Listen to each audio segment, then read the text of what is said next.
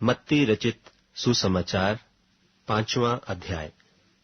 वह इस भीड़ को देखकर पहाड़ पर चढ़ गया और जब बैठ गया तो उसके चेले उसके पास आए और वह अपना मुंह खोलकर उन्हें यह उपदेश देने लगा। धन्य है वे जो मन के दीन हैं, क्योंकि स्वर्ग का राज उन्हीं का है। धन्य है वे जो शोक करते हैं, क्योंकि वे शांति पाएंगे। धन्य है वे जो नम्र हैं, क्योंकि वे पृथ्वी के अधिकारी होंगे। धन्य है वे जो धर्म के भूखे और प्यासे हैं, क्योंकि वे तृप्त किए जाएंगे। धन्य है वे जो दयावंत हैं, क्योंकि उन पर दया की जाएगी। धन्य है वे जिनके मन शुद्ध हैं, क्योंकि वे परमेश्वर को देखेंगे।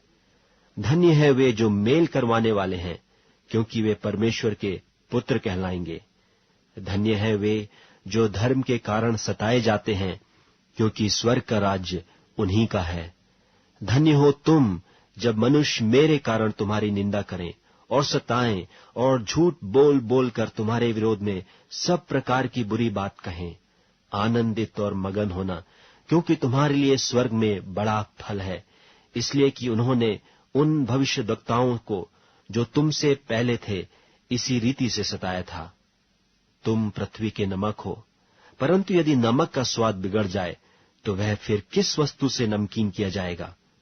फिर वह किसी काम का नहीं, केवल इसके कि बाहर फेंका जाए और मनुष्यों के पैरों तले रौंदा जाए। तुम जगत की ज्योति हो। जो नगर पहाड़ पर बसा हुआ है वह छिप नहीं सकता, और लोग दिया जलाकर पैमाने के नीचे नहीं, परंतु दीवट पर रखते हैं, तब उससे घर के सब लोगों को प्रकाश पहुंचता है।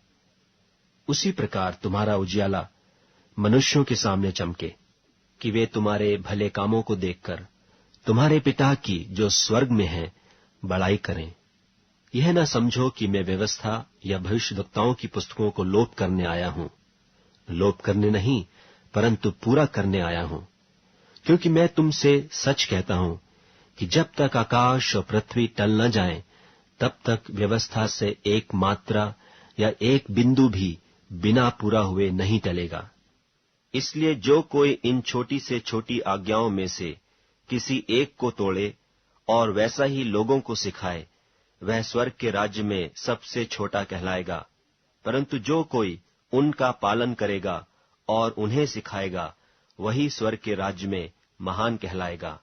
क्योंकि मैं तुमसे कहता हूं कि यदि तुम्हारी धार्मिकता शास्त्रियों और फरीसियों की धार्मिकता से बढ़कर न हो, तो तुम स्वर्ग के राज्य में कभी प्रवेश करने न पाओगे। तुम सुन चुके हो कि पूर्व काल के लोगों से कहा गया था कि हत्या न करना, और जो कोई हत्या करेगा वह कचहरी में दंड के योग्य होगा। परंतु मैं तुमसे यह कहता हूं कि जो कोई अपने भाई पर क्रोध करेगा वह कचहरी में दंड के योग्य होगा। और जो कोई अपने भाई को निकम्मा कहेगा वह महासभा में दंड के योग्य होगा। और जो कोई कहे अरे मूर्ख, वह नरक की आग के दंड के योग्य होगा। इसलिए यदि तू अपनी भेंट वेदी पर लाए और वहां तू स्मरण करे कि मेरे भाई के मन में मेरी ओर से कुछ विरोध है, तो अपनी भेंट वहीं वेदी के सामने छोड़ दे और जाकर पहले अपने भाई से मेल मिलाप कर, तब आकर अपनी भेंट चढ़ा। जब तक तू अपने मुद्दई के साथ मार्ग ही में है, उससे झटपट मेल मिलाप कर ले। कहीं ऐसा ना हो कि मुद्दई तुझे हाकिम को सौंपे और हाकिम तुझे सिपाही को सौंप दे और तू बंदी गृह में डाल दिया जाए। मैं तुझसे सच कहता हूं कि जब तक तू कौड़ी कौड़ी भर न दे, तब तक वहां से छूटने न पाएगा। तुम सुन चुके हो कि कहा गया था कि व्यभिचार न करना, परंतु मैं तुमसे यह कहता हूं कि जो कोई किसी स्त्री पर कुदृष्टि डाले, वह अपने मन में उससे व्यभिचार कर चुका। यदि तेरी दाहिनी आंख तुझे ठोकर खिलाए, तो उसे निकालकर अपने पास से फेंक दे, क्योंकि तेरे लिए यही भला है कि तेरे अंगों में से एक नाश हो जाए और तेरा सारा शरीर नरक में न डाला जाए। और यदि तेरा दाहिना हाथ तुझे ठोकर खिलाए, तो उसको काटकर अपने पास से फेंक दे, क्योंकि तेरे लिए यही भला है कि तेरे अंगों में से एक नाश हो जाए और तेरा सारा शरीर नरक में न डाला जाए। यह भी कहा गया था कि जो कोई अपनी पत्नी को त्याग दे तो उसे त्याग पत्र दे, परंतु मैं तुमसे यह कहता हूं कि जो कोई अपनी पत्नी को व्यभिचार के सिवा किसी और कारण से छोड़ दे तो वह उससे व्यभिचार करवाता है, और जो कोई उस त्यागी हुई से ब्याह करे वह व्यभिचार करता है। फिर तुम सुन चुके हो कि पूर्व काल के लोगों से कहा गया था कि झूठी शपथ न खाना, परंतु प्रभु के लिए अपनी शपथ को पूरी करना। परंतु मैं तुमसे यह कहता हूं कि कभी शपथ न खाना, ना तो स्वर्ग की, क्योंकि वह परमेश्वर का सिंहासन है, न धरती की, क्योंकि वह उसके पांवों की चौकी है, न यरूशलेम की, क्योंकि वह महाराजा का नगर है। अपने सिर की भी शपथ न खाना, क्योंकि तू एक बाल को भी न उजला न काला कर सकता है, परंतु तुम्हारी बात हाँ की हाँ या नहीं की नहीं हो, क्योंकि जो कुछ इससे अधिक होता है वह बुराई से होता है।